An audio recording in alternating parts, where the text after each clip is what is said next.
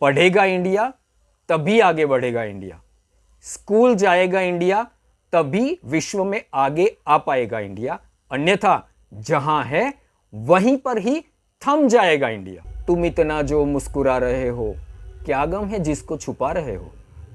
तुम इतना प्रतिबंध जो लगा रहे हो, क्या टूटा हुआ है जो छुपा रहे हो?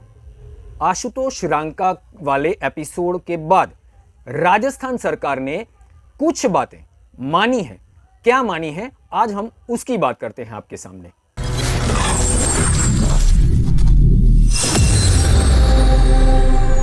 नमस्कार, देवेंद्र के साथ भारत की बात में आपका फिर से स्वागत है। मैं हूं देवेंद्र। आज बात करते हैं राजस्थान की। 2 दिन हुए, काफ़ी हंगामा मचा हुआ है।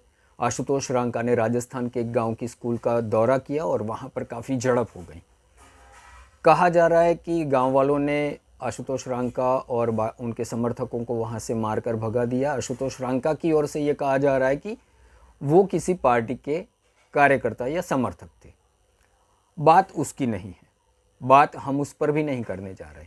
बात हम इस पर करने जा रहे हैं कि भारत की शिक्षा व्यवस्था और शैक्षणिक संस्थान यानी स्कूल्स और कॉलेजेस आज किस स्थिति में हैं, कैसे हैं, क्या इसकी कोई दरकार ली जा रही है, क्या इसे सही करने का या जो है उसमें कोई सुधार करने का प्रयास हो रहा है या नहीं हो रहा है।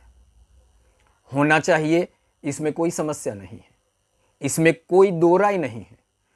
होना चाहिए, इस विषय में भारत की किसी भी राजकीय पार्टी जो है इससे कोई अलग बात अपनी नहीं रखती। सब मानते हैं शिक्षा व्यवस्था में, शिक्षा संसाधनों में अच्छी बातें होनी चाहिए, सुधार होना चाहिए, परंतु जमीन स्तर पर क्या ऐसा दिख रहा है? आइए आज बात करते हैं उसी राजस्थान की जहां पर जिस गांव में कथित तौर पर एक पॉलिटिकल पार्टी और दूसरी पॉलिटिकल पार्टी यानी सीजेपी, कॉकरोच जनता पार्टी के समर्थकों के बीच जो झड़प हुई, उस राजस्थान की स्थिति क्या है। वैसे आपको बता दें कि राजस्थान सरकार ने एक नियम लाकर राजस्थान सरकार की सरकारी स्कूलों में अनभिज्ञ और अज्ञात लोगों के लिए एंट्री करना वर्जित कर दिया था, उनका आगमन वर्जित कर दिया था। इस आदेश में राजस्थान सरकार ने जो बताया था वो कुछ इस प्रकार था। राजस्थान सरकार ने जो सरकारी स्कूलों में अज्ञात लोगों के लिए आने पर जो पाबंदी लगाई, उस दिशा निर्देशों के अनुसार प्रधानाचार्य या संस्था प्रमुख की पूर्व अनुमति के बगैर किसी भी बाहरी व्यक्ति को सरकारी विद्यालय के परिसर में प्रवेश करने की अनुमति नहीं होगी। आगंतुकों को आगंतुक रजिस्टर पर हस्ताक्षर करना भी अनिवार्य है।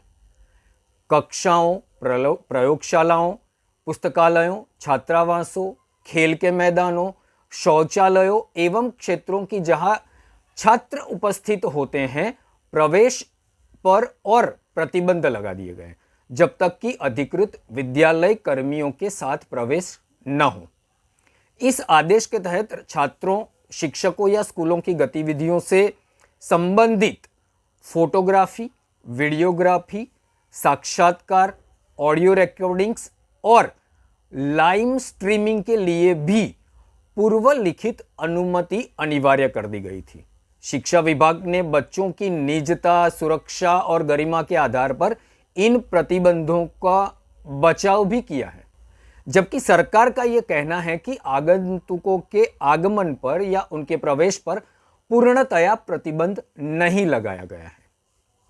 अब यहां पर एक बात तो यह भी होनी चाहिए, करनी भी चाहिए, जहां पर यह बताया जाता है कि छात्रों की निजता, सुरक्षा और गरिमा, जब किसी भी राज्य में न केवल कांग्रेस सरकार की या भाजपा सरकार की या सपा या डीएमके या कोई भी पार्टी जहां सरकार चलाती है, उस राज्यों की स्कूलों में जब भी कोई भी नेता, सत्ता पक्ष का कोई भी नेता जब चाहे उस स्कूलों में जाता है, चला जाता है, तब क्या ये निजता, सुरक्षा और गरिमा ये भंग नहीं होती होगी? जब कोई बड़े नेता आते हैं तो छात्रों को वहां पर ले जाकर बिठा दिया जाता है। 1 घंटा, 2 घंटा, 3 घंटा वहां पर छात्र बैठे रहते हैं। उनके नाश्ते या खाने या पीने की भी चिंता कोई ज्यादातर नहीं करता। अनेक ऐसे किस्से हमारे सामने आ चुके हैं जहां पर छात्र वहां पर खड़े खड़े कई बार बेहोश हो चुके हैं। क्या वहां पर छात्रों की गरिमा, छात्रों की निजता और छात्रों की सुरक्षा की चिंता नहीं होती? किसी को होनी तो चाहिए, परंतु खैर आज इस छात्रों की निजता, सुरक्षा और गरिमा की भी बात नहीं करती। बात हमें करनी है राजस्थान की स्कूलों की। क्या बताया है? आशुतोष रांका वाले एपिसोड के बाद राजस्थान सरकार ने कुछ बातें मानी है। क्या मानी है, आज हम उसकी बात करते हैं आपके सामने। वैसे आपको बता दें कि आशुतोष रांका जहां पर गए थे, जिस गांव में, जिस स्कूल का वो आकलन करने गए थे, उस स्कूल को करीब 1 वर्ष से असुरक्षित घोषित कर दिया गया है और ऐसा दावा किया जा रहा था कि वह स्कूल अब भैंसों के तबेले में चल रही हैं। बच्चे जो हैं वो भैंसों के तबेले में पढ़ रहे हैं। हालांकि जो देखा, हमने सबने देखा, स्थिति जो थी वो अच्छी थी। जहां पर बच्चे पढ़ रहे थे वो इतना तबेला इसे हम नहीं कहते, नहीं कह सकते। स्थिति फिलहाल अच्छी थी, परंतु जो स्कूल थी वो जर्जरित थी और असुरक्षित भी थी। राजस्थान सरकार ने जो माना है ये हम आपको बताते हैं आज। क्या आपको आश्चर्य नहीं होता कि राजस्थान की राजधानी जयपुर में 38 स्कूल ऐसी हैं जिसका अपना मकान नहीं है। जी हां, राजस्थान की राजधानी की बात कर रहे हैं हम, और ये राजस्थान सरकार ने माना है। यह जानकारी जब सामने आई, ये राजस्थान की असेंबली के नेता प्रतिपक्ष टीकाराम जूलाई ने एक प्रश्न पूछा था। उस प्रश्न के उत्तर पर सरकार ने बताया कि unified district information system for education UDISE के समग्र शिक्षा अभियान अंतर्गत राजस्थान के कुल मिलाकर 6484 स्कूल में से 611 स्कूल ऐसे हैं जिनका मकान नहीं है। इन 611 में से 10 स्कूल ऐसे हैं, ये 10 स्कूल गर्ल्स स्कूल हैं, ये छात्राओं के स्कूल हैं जिसका मकान नहीं है। और ये जो गर्ल्स स्कूल हैं उसमें से 2 जयपुर में हैं और 2 अलवर में हैं। बाकी के जो हैं चूरू में हैं, डूंगरपुर में हैं, बाड़मेर में हैं, करौली में हैं, कोटा में भी हैं। इतना ही नहीं, 2047 स्कूल ऐसे हैं राजस्थान में जिसमें टॉयलेट की सुविधा नहीं है, शौचालय की सुविधा नहीं है जी। और इसमें भी खास बात आपको बताते हैं कि ये जो स्कूलें हैं जिसमें शौचालय की, टॉयलेट्स की पर्याप्त सुविधा नहीं है, ये ज़्यादातर स्कूलें जनजाति क्षेत्रों में, आदिवासी क्षेत्र में, जैसे बांसवाड़ा में 188 स्कूल हैं, डूंगरपुर में 124 स्कूल हैं, उदयपुर में भी 124 स्कूल हैं और 1049 स्कूलें ऐसी हैं जिस स्कूलों में पीने का शुद्ध पानी, पीने का पानी की व्यवस्था नहीं है। इन स्कूलों में से दौसा में 96, उदयपुर में 70, अलवर में 65, करौली में 60 और बांसवाड़ा में 58 स्कूलें ऐसी हैं जिसमें पीने के पानी की सुविधा उपलब्ध नहीं है या पर्याप्त सुविधा उपलब्ध नहीं है। ये राजस्थान की स्कूलों की स्थिति है। अब आपको थोड़ा समझ में आया होगा कि सरकारें स्कूलों में, सरकारी स्कूलों में किसी आगंतुक के आगमन पर क्यों प्रतिबंध लगा रही हैं, क्यों शर्तें रख रही हैं। एक अच्छा मूवी आया था, आपने भी सुना होगा उसका ये गाना, तुम इतना जो मुस्कुरा रहे हो, क्या गम है जिसको छुपा रहे हो। तुम इतना प्रतिबंध जो लगा रहे हो, क्या टूटा हुआ है जो छुपा रहे हो। क्यों छुपाना चाहिए? सरकार को आगे आकर यह बात क्यों नहीं कहनी चाहिए थी कि हाँ, ये स्थिति है वर्तमान में हमारी और इसे ठीक करने के लिए सरकार ने जो पर्याप्त कार्यक्रम किए हैं, जो उन्होंने किया है, वो बताने की आवश्यकता थी। क्या सरकार ने अपनी स्कूलों को सुधारने के लिए कोई व्यवस्था नहीं की है? बिल्कुल की है। परंतु इससे पहले आपको जो सरकार ने कहा है उसके सामने नेता प्रतिपक्ष टीकाराम ने जो कहा है वो भी सुना देते हैं। राजस्थान विधानसभा के नेता प्रतिपक्ष टीकाराम जी ने पिछले वर्ष के ऑडिट का हवाला देते हुए ये कहा कि सरकार के पास सुधार की कोई योजना नहीं है। कुल मिलाकर उनका कहना है, कुल मिलाकर करीब 3768 स्कूल्स या तो जर्जरित हैं या असुरक्षित हैं, घोषित की जा चुकी हैं, या तो जर्जरित या असुरक्षित घोषित की जा चुकी हैं। ये इंडियन एक्सप्रेस की रिपोर्ट में बताया भी गया है। इन्होंने कहा कि ऐसी स्कूलें जो हैं ये या तो बंद कर दी गई हैं या फिर इसे शिफ्ट कर दिया गया है, और इस कारण से स्कूलों में दाखिला, एनरोलमेंट जो है उसमें कमी आई है। टीकाराम ने यह कहा कि कुल मिलाकर ये जो स्कूलें हैं उसमें से स्कूलों के 83,783 क्लासरूम्स ऐसे हैं जो या तो असुरक्षित हैं या जर्जरित हैं। टीकाराम ने यह भी कहा कि सरकार के पास कोई फंड ही नहीं है, और इसके लिए टीकाराम का यह भी कहना है कि हाईकोर्ट ने सरकार को लताड़ भी लगाई थी।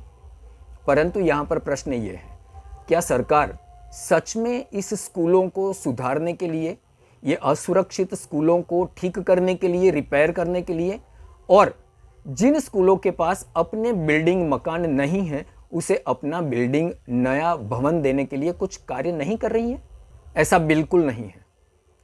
राजस्थान सरकार ने प्रति वर्ष 2,500 करोड़ रुपए के हिसाब से अगले 5 वर्षों के लिए कुल मिलाकर 12,500 करोड़ रुपए का आवंटन किया है स्कूलों की स्थिति की सुधार के लिए।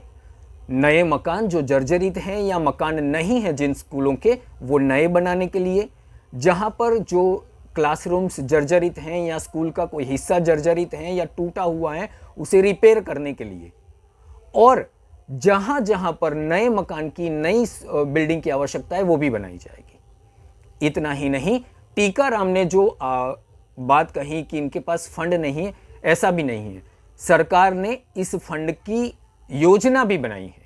ये फंड जो हैं सरकार के मुताबिक, ये फंड DMFT अर्थात डिस्ट्रिक्ट मिनरल्स फाउंडेशन ट्रस्ट, समग्र शिक्षा, स्टेट फंड, विकसित भारत जीराम जी यानी VB जीराम जी योजना, विधायक और सांसद के स्थानिक एरिया डेवलपमेंट फंड SDRF और CSR जैसी अलग अलग जगह से सरकार इसके लिए फंड भी जुटाएगी। तो ऐसा बिल्कुल नहीं है कि सरकार ये जो स्कूल्स हैं जिनके पास अपने मकान नहीं है, बिल्डिंग नहीं है, जो जर्जरित हैं, असुरक्षित हैं, जहां पर टॉयलेट्स नहीं है, जहां पर पीने की पानी की सुविधा नहीं है, इसको ठीक करने के लिए राजस्थान सरकार कुछ नहीं कर रही है। परंतु इसका अर्थ ये भी नहीं है कि स्कूल जर्जरित नहीं है। इसका अर्थ ये भी नहीं है स्कूल्स जो हैं वो सुरक्षित हैं। इसका अर्थ ये भी नहीं है कि स्कूलों में टॉयलेट्स की पर्याप्त व्यवस्था है या पीने के पानी की पर्याप्त व्यवस्था है। सरकार को ये जानना होगा, सभी राज्य सरकार जो भी इस प्रकार के प्रतिबंध लगाती हैं उनको ये समझना होगा कि प्रतिबंध लगाना यह कोई उपाय नहीं है। उपाय यह है कि आप जो वास्तविकता है उस वास्तविकता को सामने रखिए और अपने जो आयोजन है, अपनी जो योजना है, इसको सुधार करने के लिए वो लेकर आइए, इसे सुधारिए। क्योंकि स्कूल्स जो हैं वो भारत के भविष्य को गढ़ने वाली हैं। पढ़ेगा इंडिया तभी आगे बढ़ेगा इंडिया, स्कूल जाएगा इंडिया तभी विश्व में आगे आ पाएगा इंडिया, अन्यथा जहां है वहीं पर ही थम जाएगा इंडिया।